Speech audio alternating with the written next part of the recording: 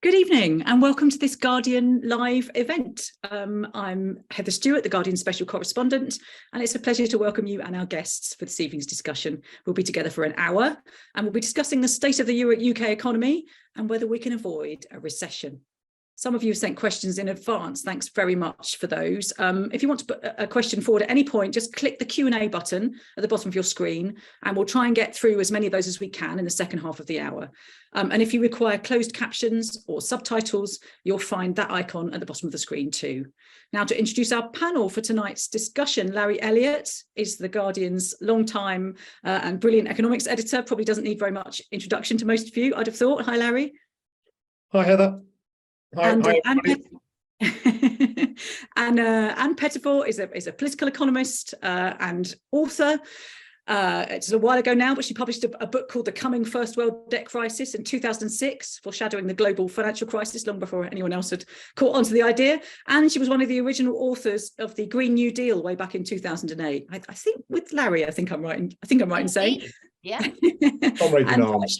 She's on the Scottish Government's Just Transition Commission, and she writes a Substack called System Change. Hi, Anne. Hi, lovely to be here. So the title of our discussion this evening is, can the UK avoid a recession? Although I'm sure we'll range a bit more widely than that too. The Bank of England has increased interest rates 13 times, as I'm sure we're all feeling. Millions of mortgage borrowers are facing eye-watering increases in repayments. Families across the country are seeing their living standards squeezed, and economic growth is already negligible. Where do we go from here, and what can policymakers do about it? So let's throw it open to our speakers. Larry, do you want to kick off maybe by setting out where the economy is right now? We had a slightly better than expected inflation number yesterday, didn't we? But what are all the other, or some of the other economic indicators telling us right now? Yeah, well, the economy's been pretty much flatlining for the last year. It goes up and down a bit month by month, but pretty much the economy's been flat since the early part of 2022, and it's no bigger or barely any bigger than it was before the pandemic. So it's essentially just gone sideways. And in some ways, I'm quite surprised it's done as well as that. I mean, the economy's shown some resilience, which is a bit of a bizarre thing to say, but I mean, the labour market's held up pretty well. There's quite a lot of job vacancies. But the problem really is that the Bank of England, having sat back and not done very much for quite a long time, for many, many years, has suddenly gone into interest rate overdrive. And as you say, has put up interest rates 13 times since December 2001. Every meeting of the Monetary Policy Committee since then, it's raised interest rates, sometimes by a quarter point, sometimes by half a point. I think on one occasion by 3/4 of a point. And that it's a bit like boiling a frog. At first nothing really much happens, but eventually you boil the frog to death. And I think that's what the problem currently is. Yes, the economy has avoided recession so far. The really important thing is, will it avoid recession over the coming 6 to 12 months? And there, I think it's much more likely that we are going to go into a recession. Whether it will be a deeper or shallow one is still up for grabs. But I think we're unlikely to avoid a recession. The Eurozone's already in a mild recession, and I think that we'll probably go the same way. And the reason for that is that interest rate increases are cumulative. They don't affect the economy straight away. They work with a bit of a time lag, and only about 40% maybe of the impact of the interest rate rises have so far come through. The other 60% is still to come through, and the bank's still busily raising rates. It's going to raise rates again early next month and probably raise rates again in September.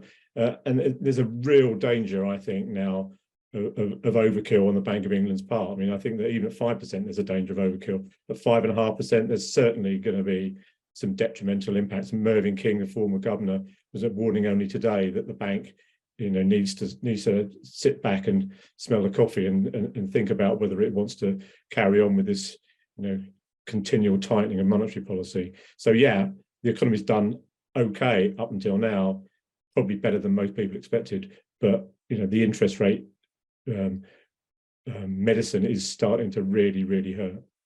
And how that's a picture that Larry gave, how has that felt to people in terms of their kind of living standards? What does it feel like to be in the labour market or in this sort of economy as we have it at the moment? Well, it depends on which bit of the economy they're in. I mean, as far as I can tell, actually, and I have to slightly disagree with Larry, we have a dual economy, and there are those in one part of the economy that are really suffering, that are in recession. They're already in recession. They are already contracting their consumption quite a lot, and maybe not in cash terms, but in real terms they are. And then there's that bit of the economy, that quite big bit of the economy, where business and finance, people working in business and finance are doing very well. And those middle classes that accumulated savings during COVID, have still got those savings. And so there's this dual economy where one bit is doing really, really well. And the bigger bit, the bigger part of the economy is in recession. And I agree with Larry. I think, we've lived through 13 years of fiscal austerity, and we're now living through a combined fiscal and monetary austerity. And that really is turning the screws on the economy, and in quite frightening ways. In many ways, I think it's quite interesting. Andrew Bailey is demanding that we cut demand. And when you consider, as Larry says, that the economy is no bigger than it was before 2019, 4 years ago.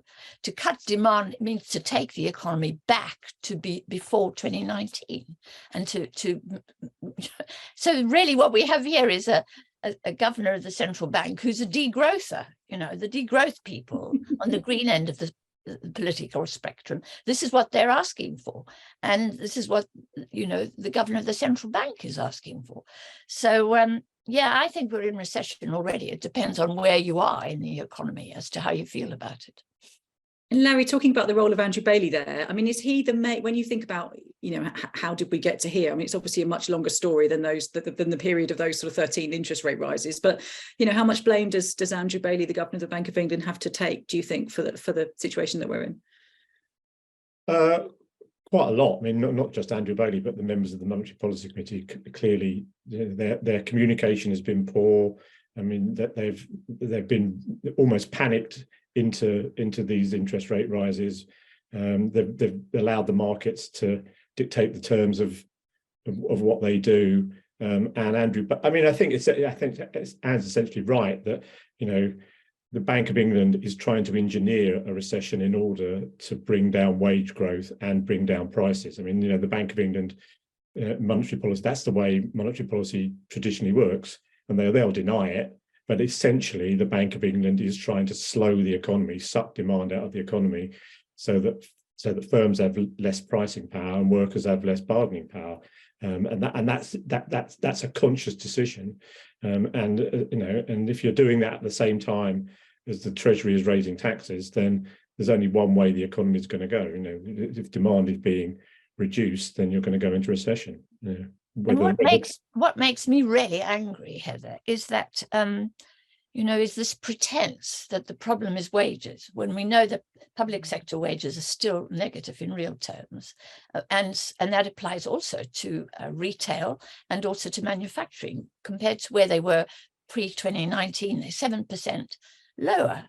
And so to blame workers for this inflation and to ignore global markets in commodities, and this is my bugbear at the moment, is that actually it's what goes on in the Chicago Mercantile Exchange, where there's so much speculation around commodities. Today, the BBC tells us that wheat prices spiked in global markets, explains the BBC. And it's true that markets in commodities are global. The story is that the Russians have said that they would attack ships coming in with grain or leaving with grain, and the Ukrainians have said the same about Russian ships. We're at war here. But actually the supplies haven't yet been affected, are not affected. So supply and demand is not driving these price rises. Speculation is driving these price rises. Huge pension funds, hedge funds, private equity firms who have nowhere to go with all the money that they hold, all the savings they hold, and trying to make capital gains on that has been difficult. And they're throwing that at commodity prices, thanks to the deregulation of the market by Clinton and co back in 2001. So, for the Bank of England to have a blind spot for where the real inflation has come from and will come from, and to instead blame workers, seems to me to be extraordinarily ideological in his approach. So what should the bank do, Anne? Because Andrew Bailey's problem, isn't it, that he's only got one lever to pull, or he's only, he's a one club golfer, as they used to say. Is that, he can urge us all to, he can urge firms not to put their prices up. So would you mind not putting your prices up so much, please? But what can he actually do? He's sort of, he's pressing down on the one pedal he's got, isn't he, to mix my metaphors a bit? Yeah, well, one of the things I think he should do is be, first of all, alert to what's happening in global markets. And we should be asking why these decisions are being driven by global and deregulated global markets. He could be demanding increased regulation of those markets. It was only a few years ago that it wasn't possible for pension funds and private equity firms and co to throw that kind of money at speculative activity.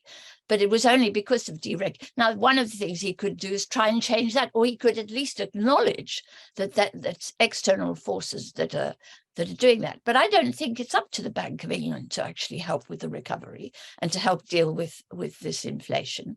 I think it's for the government and for the Treasury and the bank to be addressing the global situation and acknowledging that that's the problem, and then thinking about how prices can be managed here for consumers and how consumers can be supported.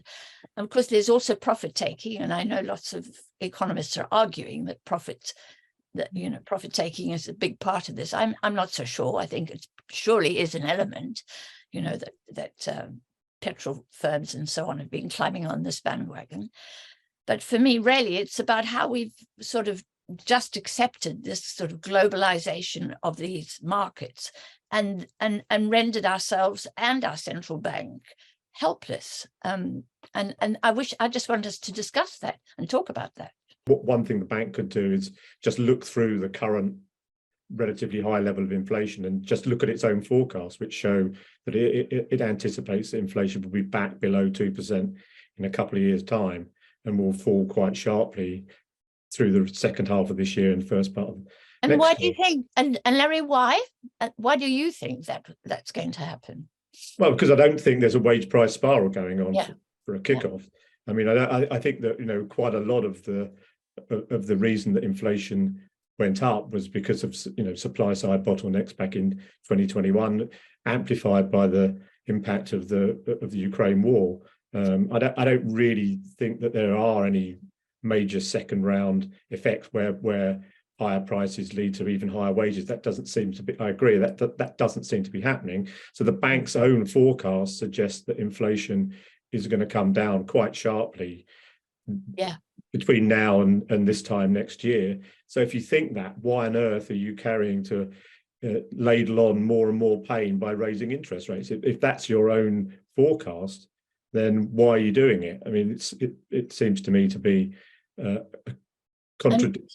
contradictory approach to running an economy, and I think the bank feels like it got behind the curve when inflation was going up, and is now going to get behind the curve again when inflation's on the way down, and that will make the recession that I think we're going to get unnecessarily painful and longer than it would otherwise have been. Yeah. And also because the bank presided over a period of very low rates over a very long time, and also very high levels of borrowing. I mean, it's true for those who took out very large mortgages, mainly because property prices were allowed to rise. And the bank did try and make some effort to dampen London property prices at some point, but very little has been done to manage property prices, which has forced people to borrow very large sums of money. And so they, every time interest rates ratchet up on those big lumps of money, and that's even more painful than it was in the last property price crisis in the 1980s, 90s, the late 1980s. Yeah, I mean, the property market is so central. Property market is so central to the economy. I mean, ridiculously big part of the economy relies now on the housing market, and the housing market is really suffering, and not just owner occupiers either, but renters too. Absolutely, renters are probably feeling it even more than owner occupiers. But to have interest rates go from 0.1% to 5% in little more than 18 months is obviously having a really dampening effect on demand for mortgages and on rents. And that slowdown has only just really started in the last 6 months and has got a lot further to go. So you add all that up, and you can see why the government's probably about to lose 3 by-elections today. You've got the economy flatlining, and likely to go head south. You've got interest rates up from 0.1% to 5% and are likely to go high. You've got a housing market which is weakening. You've got wages growing less rapidly than prices, and you've got people, spending much more of their income on servicing their rent and their home loans, and that doesn't really add up to a great political, cocktail for the government. I would hazard. And can we talk about the political backdrop to this a bit, Larry? We've talked about the bank's behaviour in the sort of through the crisis and beyond in the last kind of year or two. What's the sort of political backdrop to this? We've had a very long period of very weak government spending, haven't we? And then then the COVID crisis. But politically, what's gone wrong here? Well, I mean, the Treasury would love to be cutting taxes, I'm sure. I mean, I'm sure Hunt would like nothing more than to raise to cut taxes. I mean, he has 2 problems. One is that the period of slow growth since 2019, plus all the COVID spending and the energy cap spending, has actually worsened the public finances and meant that we were borrowing more than we thought. So, I mean, when I speak to people at the Treasury, they say probably not going to be any tax cuts in the autumn statement because we just haven't got any money. So that's the first reason. The other reason is the Treasury argument is they don't want to loosen fiscal policy, by which they mean raise spending or cut taxes, because they think that it would actually increase demand in the economy, and that would persuade the Bank of England to do even more with interest rates. So that would lead to even higher interest rates. I mean, I think that's a pretty weak argument, because as Anne said, we are going to be deficient of demand, or we are, in fact, probably already are deficient of demand in many respects. So the Treasury could be and should be offsetting some of the pain from the Bank of England. We should have if you're going to have a very, very tight monetary policy from the Bank of England, then the quid pro quo should be a looser fiscal policy from the government. But in fact, what we've got is both fiscal policy, taxes are going up, spending is being cut, and and interest rates are going up at the same time, and that's why that's why things are looking so bleak for the government. I think, and there's not an awful lot they can do, provide all the time that they are living with the kind of orthodox approach to running the economy, which they have been ever since the Truss experiment of this time last year. And Truss tried to break out of the sort of Treasury orthodoxy, and came a cropper, and since then orthodoxy has come back with redoubled force. Yeah, and it's this ideological thing about the Bank of England being independent of government, actually, and people not being concerned about the fact that the Bank of England is not independent of the capital markets. The whole point about being independent of the government is that it frees the central bank up to support capital markets primarily. And it's that ideology, I think, that is so damaging, not just for the British economy, but also for the US economy. The other element of the ideology is that monetary and fiscal policy should never be conducted in tandem, which is crazy, really. These are really 2 big institutions, socially, economically, and politically constructed to enable society to do what it can do. And some elements of society have decided that they shouldn't function as they ought to function. They ought to be, and of course, I'm not arguing for, I respect the need for a degree of independence by the Bank of England, but I really think this business of, failing to work together to maintain prosperity, to ensure economic security for the citizens, the fact that they can't find themselves to do that is purely ideological, in my view. And the Truss experiment kind of showed the power of the markets, Larry, didn't it? I mean, what lessons should we learn from the Truss experiment? Not to let Tory members choose a prime minister, I suppose. But well, I mean, in some ways, I had a bit of time for Truss's basic argument, which is that the British economy had been underperforming and had been in the grip of an austerity orthodoxy for a very long time. I mean, Truss kind of ignored the fact that this had been a Tory government for the past 13, 12 years. As though she approached it as though that she wasn't really either she wasn't a Conservative or she hadn't been a member of Conservative government. But a basic argument was that, we needed to break out of this very low growth, low productivity cycle. She just went about it in a completely ham-fisted way. She didn't prepare the ground. She went about it like a bull in a china shop, and argued for massive tax cuts for the rich. Yeah,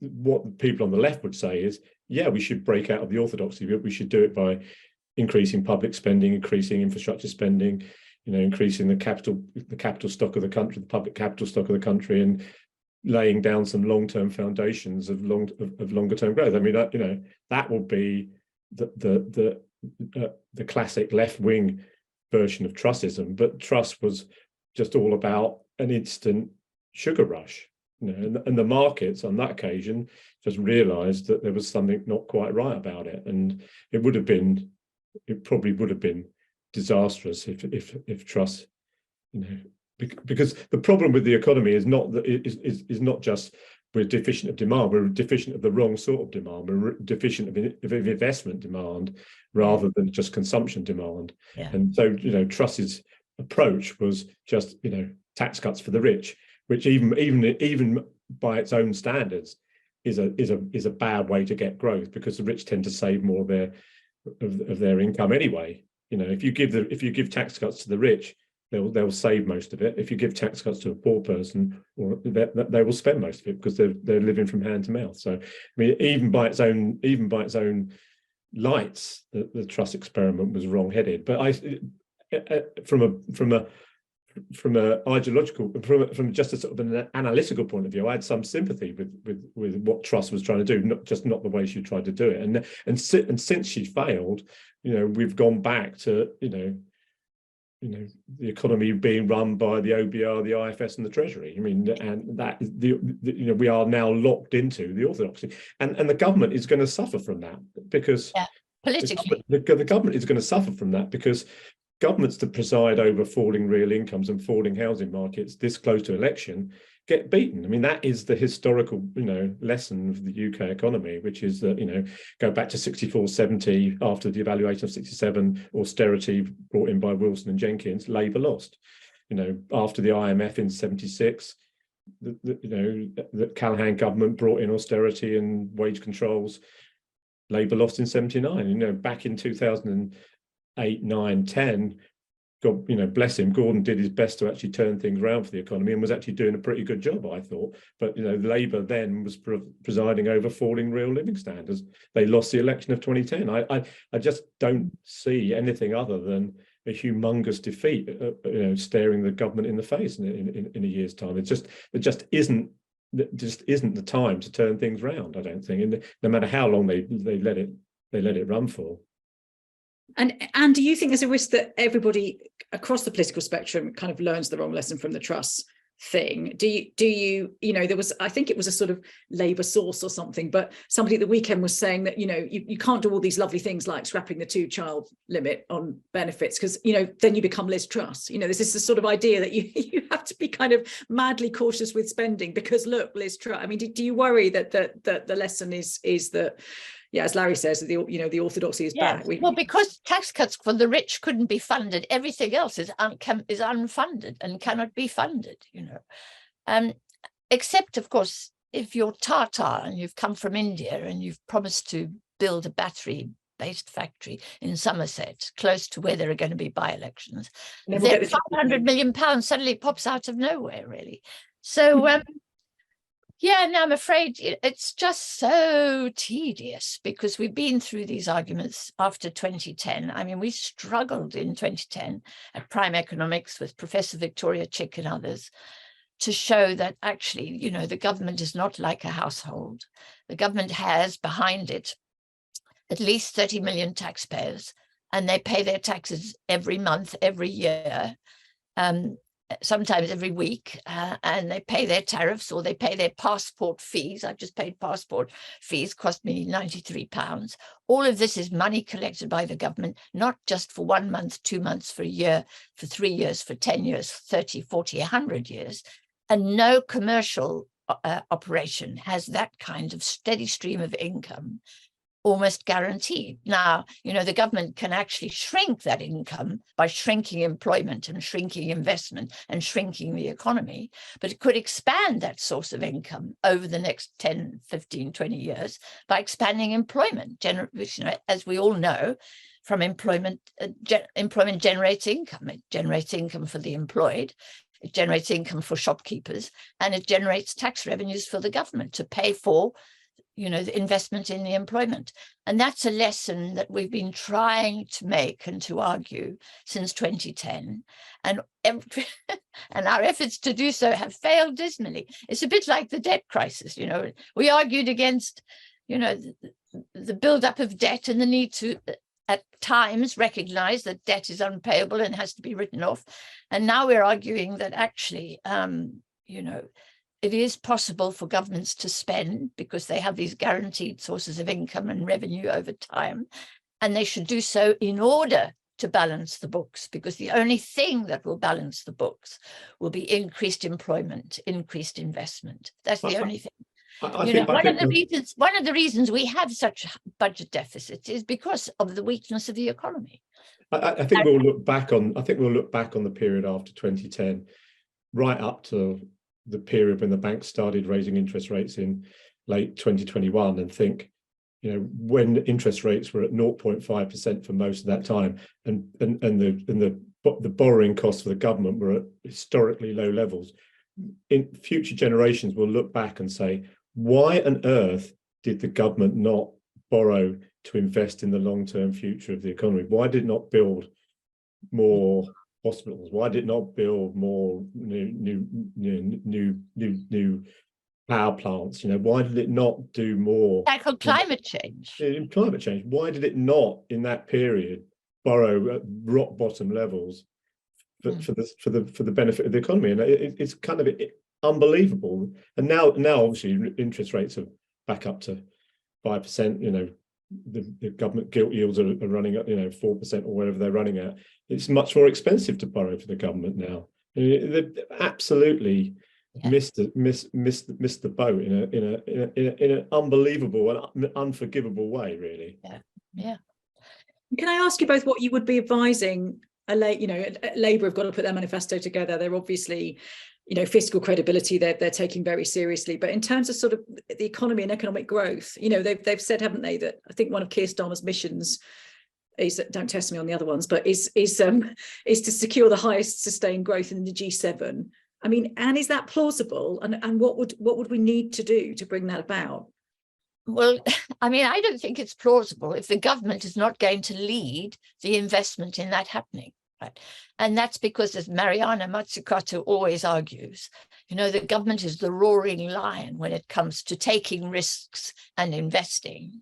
And the private sector is the timid mouse. The private sector won't do this stuff, you know, and the private sector is, I'm on the commission for the Just Transition Commission for the Scottish Government.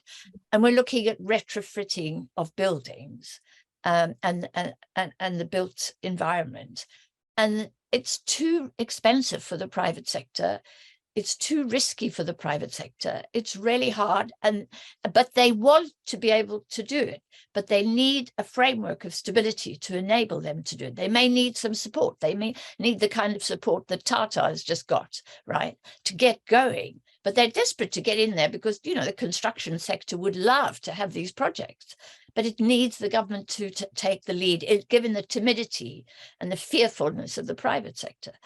So, I mean, I would be saying to a Labour government, but they won't listen to me, is that they should be arguing that it's really important to balance the government's books. It's really important for the government to have balanced books. But the best way to achieve that is to create jobs and generate income and tax revenues with which to balance the books. And the work that needs to be done, and Larry and I were part of this commission in 2007-8, in which we argued that just by retrofitting, I don't know, 30 million, was it 30 million houses, properties, Larry, that actually that's labor intensive activity. You know, it requires architects, it requires plasterers, it requires, you know, bricklayers, it requires all kinds of skills which we could be, but again, you know, in Scotland, there's a tremendous shortage of those skills. The private sector might want to do retrofitting of housing, but there aren't those who, and it might want to install heat pumps, but there aren't enough plumbers with the skills needed to install heat pumps. So it's the government's task to train up and to prepare those for precisely for that transition. And I think, you know, the way you would frame this to the country is prosperity will balance the books, you know. Full employment will balance the books, and we want stability. We don't want instability. We don't want imbalances in the government's finances, in the public finances. But you know, it's a really hard thing to get through because the ideology of the household budget, and you've got to balance the books by cutting spending. There's only one way to balance the books according to that ideology, is to cut. You know.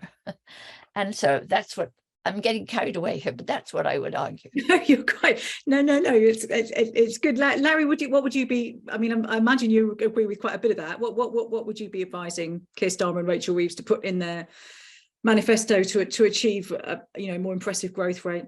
Yeah, I mean, Lord Keynes, bless him, once said that look after the economy and the deficit will look after itself. And you know, never a truer phrase was spoken by the great man. I mean, you know, you need to actually get the economy growing in order to.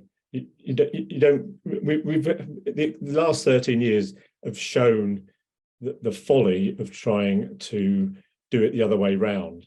You know, George Osborne's idea was that you tackle the deficit through austerity and you got the economy growing. You get some sort of credibility in the market. And he thought you'd balance the books that way. And what exactly, and it's proved to be an absolute nonsense, as some of us said at the time. And you know, so my advice to Labour would be: you need, if you really want to get the public finances straightened out, then you need to actually grow the economy. And then Labour did have, you know, a pledge, this Green Prosperity Fund, which was 28 billion a year spent on greening the economy and tackling climate change, which has now been watered down. So it's 28 billion at some point during the Parliament. I mean, even that 28 billion is not new money. You know, it's 28 billion, including what the government's currently spending on greening, on net zero pledges, which is about 8 billion. So it's only about 20 billion pounds worth of new investment, which is about 1% of GDP, which, given the state of the economy and the challenge posed by climate change, you might say was, you know, a bit on the unambitious side, in order to really but I mean, in some ways, Labour is, you know, is caught by the idea that it needs to be risk-free for the voters. It needs to give the Tories nothing to hang on to in the next election. Labour is absolutely petrified of this being a rerun of 1992, where the Tories fought an election campaign on Labour's tax bombshell. I mean, the one thing, you know, I know you're sure you do, when you talk to Rachel Reeves or Starmer, then they make the point that, you know, the Tories are likely to run their campaign on life is really terrible currently, it could be even worse under Labour. So they're determined. Cheering message, yeah. Cheering message, but I mean, you know. Yeah. So but that's why Labour seems to be so incredibly cautious and wanted to give absolutely no hostages to fortune. It's not particularly inspiring, but you know, they think that is the way to win, and the strategy is win, keep things very tight for the first couple of years in the way that Brown and Blair did after 97, you know, when they stuck to to Ken Clarke's spending pledges. Didn't do very much in that period, apart from actually make the Bank of England independent, get some market credibility. So you show the market, show the public that you can run the economy in a sensible fashion, and then you start to actually build up the investment and relax things a bit and win a second term and maybe a third term. So that they're essentially trying to do what Brown and Blair did after 97. And I think there's a case to be made for it. The counter argument is that it becomes so indistinguishable from what the government's doing that people might just go in the other direction and say, well, if Labour's not offering anything different, if it's not offering more action on climate change, if it's not offering more investment in public services, then what is the point of voting for? So it's a quite a difficult one for Labour, I think. I quite like that. That is the strategy, and I don't think it's going to change between now and the election. I think they're committed to this strategy, and it's not going to change. I think that's right. I just find it extraordinary that they're allowing the Tories to frame the debate.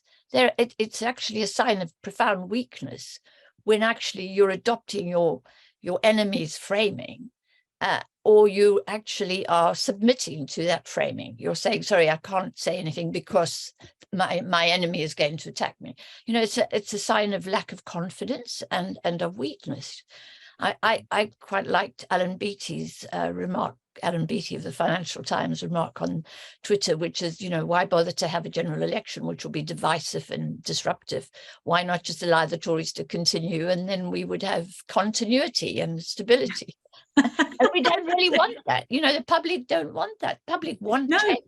Yeah. No, I think it's right that Labour needs to actually impose its own narrative on politics. I mean, that is what Osborne did so amazingly successfully after 2010, where but for 6 months after the election, when Labour was holding its leadership contest, Labour did absolutely nothing while the Tories manipulated the public into believing that that Labour had car crashed the economy, that the global financial crisis was all down to Labour's overspending, that as you say, that because the government, because the consumers were belt tightening, the government had to belt tighten too.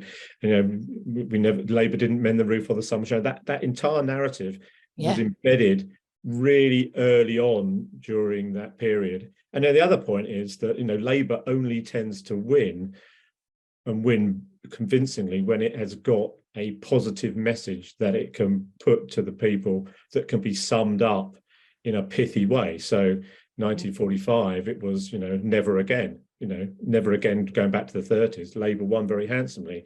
64, it was white heat.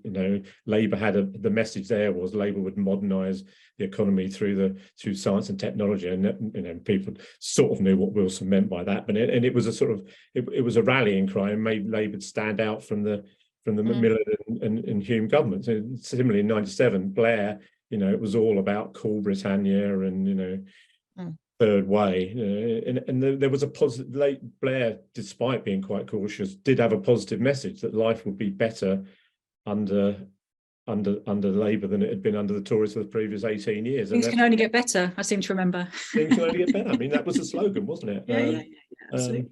I think we should bring in the audience just to remind people watching that if you want to ask a question, you can use the Q&A function at the bottom of the screen to type it in. I've got a few that have already come in, and some of which had come in beforehand. I mean, I think you've sort of both in effect answered this one, but Peter McCarthy wants to know, does the UK need a recession to combat inflation? Larry, I think you've pretty much answered that one already, but shall we have a go around it? That's clearly what the Bank of England thinks. I profoundly disagree. I mean, I think recessions are really, really harmful, and they cause immense damage, not just to the economy, but to the fabric of, but to people's lives. Recessions mean higher unemployment, more poverty. They also normally mean a further hollowing out of the manufacturing base. Every recession that we've had since the 1970s has hollowed out a bit more of the manufacturing base. They tend to be disastrous for both the demand side of the economy and the supply side of the economy. So, you know, the aim of government should be to avoid recessions. You know, and I mean, Danny Blanchflower, who's spent his life looking at things like happiness and what causes happiness and unhappiness, has shown, you know, it's through his academic work that inflation is much less harmful to people's general well-being than unemployment and recession. You know, so putting the economy into recession has really detrimental impacts on the economy. So if the Bank of England is trying to engineer recession, it's making a category 1 error, in my view. Here's another interesting one. There's quite a few about alternatives to interest rate rises as a way of sort of tackling inflation. So Javier Aguilar wants to know, or asks, can you touch on either sensible supply chain controls and or windfall taxes as a way of controlling costs? And are either of those sensible, do you think? I mean, I think it's really hard to manage supply side blockages, you know, ships being, you know, bugged up in the canal and so on and so forth. I think all that is difficult, but there is an awful lot. I mean, we're tackling inflation by cutting wages or trying to cut wages or trying to cut demand now. But, you know, inflation could take off tomorrow again. I mean, if Putin and the war in Ukraine gets worse and the markets decide that they want to push up commodity prices, you know, if there's a panic over that and oil, who knows? You know, inflation could rear its ugly head once again. And once again, we would want to have to dampen the economy. So I really think we have to look at the real source of inflation and get over this fib that it's caused by wage rises, which it clearly isn't. So I think that's how we would start. But I don't know how we could tackle supply side blockages. I think, you know, those are genuinely external. I think there's a problem around employment and about having the right skills. The government could do far more about upskilling our workforce and reskilling the workforce in preparation for all the changes that are happening. So the government could actually improve the supply side in some ways, but it's very reluctant to do so because it might have to be funded. It might cost. Larry, this is an interesting one. It's a bit it's a historical one in a way. It's about how we talk about these things. But John Collins says, why is growth seen as the most important issue at the moment?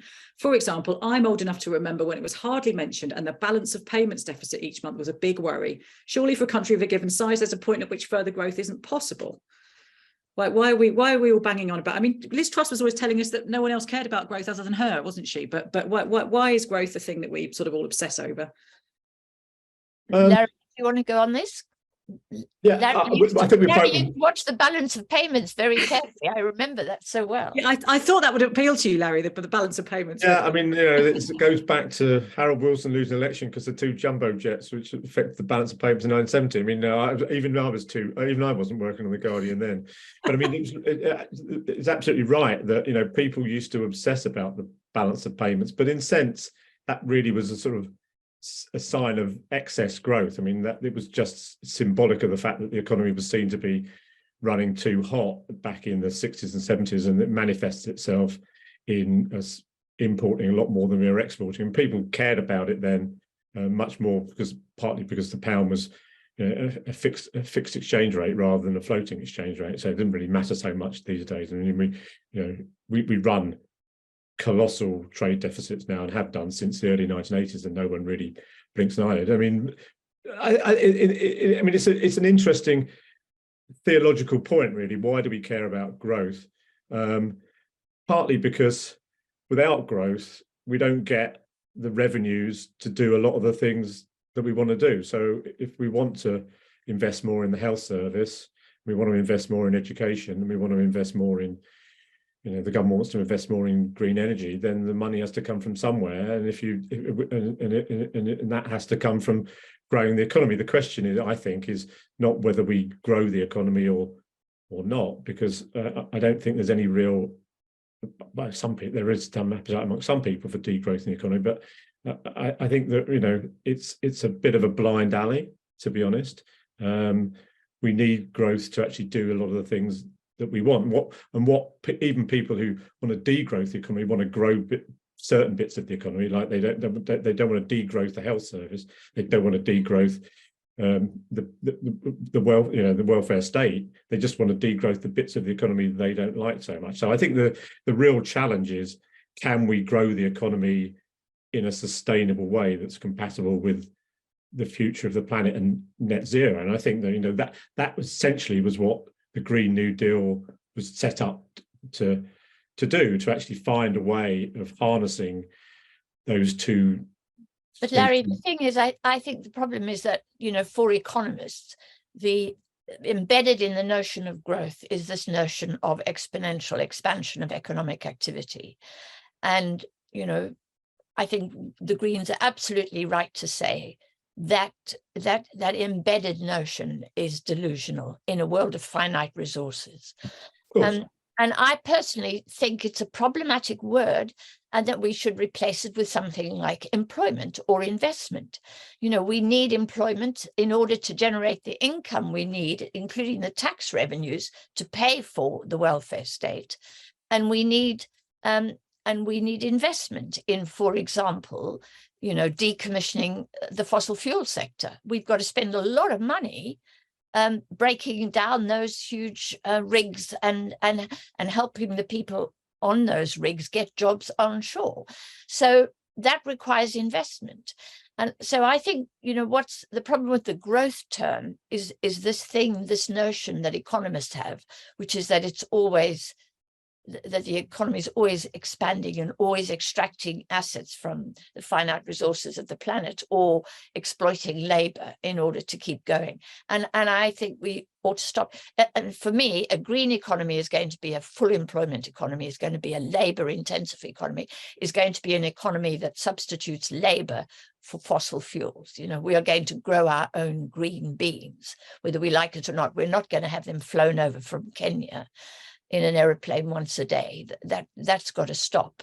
But economists, growth, the growth fetish is about how you can't stop, you can't limit the level of extraction and exploitation. So I think I think it's a really problematic term. I don't like using it. I prefer to use employment. We need jobs, and we will need jobs in a sustainable economy. Yeah. As you said, and I think that the kind of jobs we'll need, and this is something which I'm not popular for in Scotland, when I argue that oil rig workers are going to have to maybe enter the care sector, because the care sector doesn't necessarily emit fossil fuel emissions. It's a more sustainable sector, and we're going to have to expand the care sector as part of the restructuring of the economy. Education, the arts, skills training, science, all of those sectors are going to, in my view, be a bigger part of a more sustainable economy than, for example, extraction of fossil fuels. So I just think we've got to stop using the term and saying we need full employment, and we need decent and necessary investment in making the economy secure for the future and for the present. We probably need to go a bit further than that too, and actually rethink economics and the way economics is taught, because it's essentially a sort of free market concept that you can just exploit natural resources exponentially, because the market will adjust. So if you in a sense, if you decided to chop down the entire Amazon rainforest, then the price of all the timber that you would be cutting down would go up in price, and people would look for alternatives. That's the sort of free market ideology which has led to this sort of mad form of economics. So I think we probably need to rethink the way in which we think about and teach economics. But that's quite a challenge, because free market ideology is really well embedded, Absolutely. Some very meaty things here. Carol Hayden wants to go there on the Brexit question. Is it possible to grow the economy without a new relationship with the EU for goods and labour? Larry, one for you, I think. Yeah, of course it is. I mean, I differ from almost everybody on The Guardian in that I voted for Brexit. And one of the reasons I did vote for Brexit was that I thought that the economy needed a fundamental rethink and a reset, and that it was locked into a bad form of low growth, low wage, low productivity, and that a left Brexit, which obviously we haven't had, and unlikely to have until we get the Labour government, would actually give us the opportunity to use different levers, state investment, procurement, tax, to actually put the economy on a different footing. So yeah, of course it is. I mean, look at you only got to look at the European economy. That's not not doing great either. So it's that the EU, the Eurozone's already in recession. So yeah, we can, I think it would be desirable to have a friendly relationship with the EU. Of course, who would want not to have but it's not going to be the be all and end all of UK growth. I mean, if you think about it, trade is about 30% of the economy. Half our trade is currently with the EU, so 15% of the economy is with the EU. Even if we all trade with the EU stopped overnight, which it clearly hasn't, it would have a relatively minor impact on our growth rate. So just arithmetically, it's not going to make that much of a difference. But I stick by my original optimism that we need to actually rethink the economy from the bottom up. And when we were in the EU, our growth wasn't stupendously great, and certainly wasn't a great form of growth either. Anne? I was very much against Brexit. I recognise all the weaknesses of the EU and the euro, but I thought it was a crazy thing to do. And in environmental terms, it particularly is. The idea that we're trading with countries in the Far East and not increasing trading or dealing with our neighbours very close by is really crazy. And yes, trade, we still are trading with Europe, but the frictions are extraordinary. I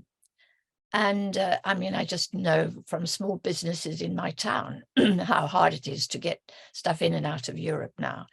So I don't think it's helped at all. But I also think there's another dimension, which is, we're going to need to work cooperatively and in a coordinated way with other countries in order to tackle climate breakdown and ecological and nature's collapse, really. We're facing some very grave threats to our human security, and we need all the friends we can get. And Brexit seemed to me wholly unnecessary and to become hostile, and it was just dreadful. So I'm against that. And while I don't think we should massively increase trade with Europe, I do think that it's easier to do that than to ship goods, from here to New Zealand or to little islands near Australia. That seems to me crazy. Bit of contention's broken out just as we draw towards the end of the hour. I haven't got a name on this one; it's anonymous. But Larry, someone here wants to know when do you think inflation will be back to around 1% or thereabouts, or will it? Has those days gone for now? It will be back to 1% in the not too distant future, in my view. I think that the way the Bank of England and the Treasury are running the economy, inflation will be back to its 2% government target probably by towards the end of next year, and it will carry on falling after that and probably be at 1% by the beginning of 2025. I would have thought on current trends. My assumption is that the economy goes into a recession in the second half of this year and stays fairly weak throughout 2024. Firms will start laying off people. Firms are already going bust in increasing numbers because they can't manage with interest rates at the current level. There is going to be a massive shakeout in the economy, and that will bring down inflation. The government, the Bank of England, is going to undershoot its target before too long. In my view, we will be I'm quite sure that in 2 years ago this month, inflation was at 2% and interest rates were at 0.1%, and people then were worried that when the furlough scheme ended, that unemployment would go up. In 2 years' time, I'm quite convinced we'll be looking back and be saying, why on earth were the Bank of England raising interest rates in the summer of 2023, when it was quite clear that the economy was on a collision course with recession? Because inflation by that stage will be, people will be worried more about unemployment and deflation than they will be about inflation at that point, I think. And does that feel right to you? Absolutely, I agree. I think there's a threat of deflation, not just here, but also in the United States. So, yeah, no, I think it's really worrying. And it'll be a recession or a deflationary environment made at the Bank of England, and we need to remember that. I'll just take one more, because what I'm meant to do is ask you both the question that we kicked off with, which was, can the UK avoid recession? But I think you've both answered that so comprehensively that and I think the answers are very, very clear. But I've just got one from Marco Dwyer here, who says, and Larry, you've touched on this a bit. What's your prediction for the house price correction that could come over the next 3 years, to be precise? But is a house price correction part of what you see happening from here on in? Yeah, it is. I mean, I think that, there was a stupendously massive house price boom after the lockdown ended from the summer of 2020. For the next 2 years, I think house prices have been up by something like 25%. I mean, and by more, depending on what sort of house it was. And that was going to end anyway, because young people just couldn't afford to get a foot on the housing ladder. I mean, first-time buyers just couldn't afford the price. So there was going to be a correction anyway. And obviously, if you raise interest rates from 0.1 to 5% and mortgage rates go up to 6% or whatever, they've come down a bit today because of the better than inflation figures. But the house prices are probably going to fall, I think, by something like 10 or 15%. In nominal terms. And of course, if you're running at an inflation rate of 8-9% in real terms, you're going to see real terms falls getting on for 20-25%. That would be my working assumption, and that would be a good thing in my view. I don't think that having ever rising housing prices is a good thing at all. I mean, it's a kind of one of the curses of the British economy, that we have these periodic house price booms. And nearly every one of those house price booms ends in tears. It's followed by a recession. So I think that there's going to be a shakeout of the housing, and that's one of the reasons I think inflation will come down, because the housing market is so pivotal to the rest of the economy these days. I mean, it's become overblown and over big, and so my assumption is that house prices will come down because they have to, and they will come down even more than they would have done anyway, because the Bank of England is raising interest rates quite aggressively. The problem with that, Larry, is that people have borrowed crazy money against these properties, against these house prices. And so what's going to happen is they're going to default on their mortgages, or they'll move into negative equity. And as someone who lived through the negative equity era of the 90s, early 90s, it's incredibly painful. People will be stuck in their houses because they're not able to sell and get out, and they're not able to, repay the mortgage. Yeah, I mean, I think that's the problem. The difference now is that, and so a fall in house prices is going to be devastating for those people that have borrowed such crazy money. The real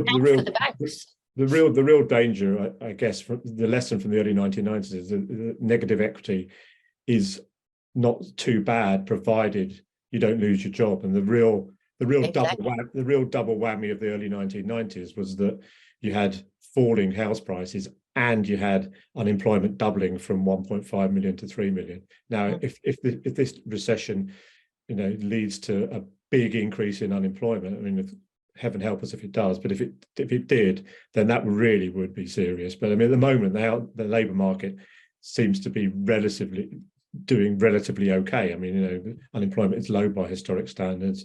But it's whether incomes will keep up with, I mean, but provided people don't have to sell, are not forced sellers. And the reason that people tend to be forced sellers is if they lose their jobs. So if provided that is avoided, then we can manage with a falling house price. People will just suck it up for a few years. The real danger is if we have falling house prices and a prolonged period of high interest rates that leads to a very deep recession that pushes up unemployment. And I wouldn't rule that out, but it's not my core assumption. Well, on that cheerful note. Should we clutch at that straw as a cheerful note on which to end? I think our panel are well and truly agreed that given what the Bank of England's up to, it's highly unlikely we're going to avoid a recession. And we've covered quite a lot of other ground as well, I think, including the fact we're all going to be growing our own green beans, which is good news because mine are coming on very well in the garden. A huge thanks to the panel this evening for their time and insights. Thanks to Larry Elliott and Anne Pettifor, and thanks to you, the audience. I hope you've enjoyed the discussion and we've been able to answer some of your questions. We did zip through quite a few. And finally, all that's left for me to say is that we'd love to hear what you thought of this event. So please do fill out the survey that will pop up on your screen at the end. And for more events from Guardian Live, please go to theguardian.com/Guardian Live. Thanks very much. Good night.